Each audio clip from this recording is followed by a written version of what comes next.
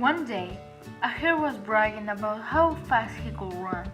He bragged and even laughed at the tortoise, who was so slow. The tortoise stretched out his long neck and challenged the hare to a race, which of course made the hare laugh. My, what a joke, thought the hare. A race, indeed, a race, oh what fun! My, a race, of course, Mr. Tortoise, we shall race, said the hare. The forest animals met and mapped out the course. The race began, and the hare, being such a swift runner, soon left the tortoise far behind, about halfway through the course. It occurred to the hare that he had plenty of time to beat the slow tortoise. My, thought the hare, I have plenty of time to play in the middle here, and so he did. After the hare finished playing, he decided that he had time to take a little nap. I have plenty of time to beat that tortoise, he thought, and he curled up against a tree and dozed. The tortoise, in the meantime, continued to plod on, albeit it ever so slowly. He never stopped, but one good step after another. The hare finally woke up from his nap.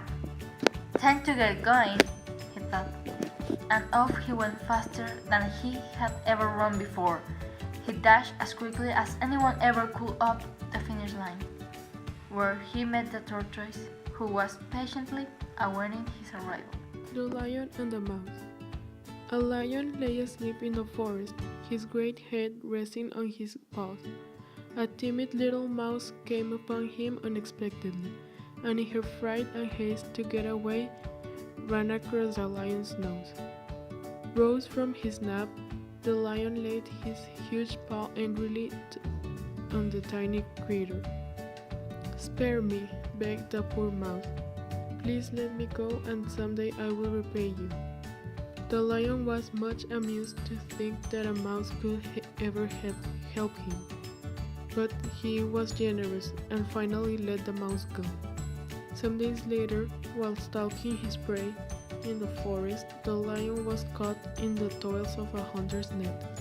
Unable to free himself, he filled the forest with his angry roaring.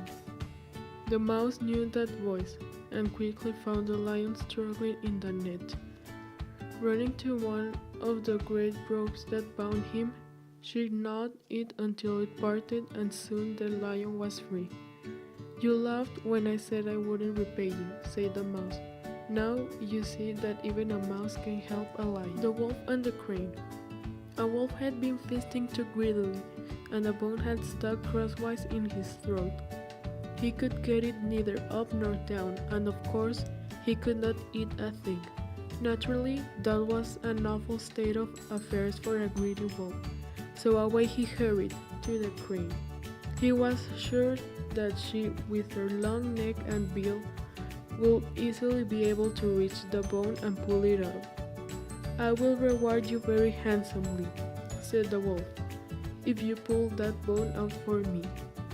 The crane, as you can imagine, was very uneasy about putting her head in a wolf's throat. But she was grasping in nature, so she did what the wolf asked her to do. When the wolf felt the bone was gone, he started to walk away. "But what about my reward?" called the crane anxiously. "What?" snarled the wolf, whirling around.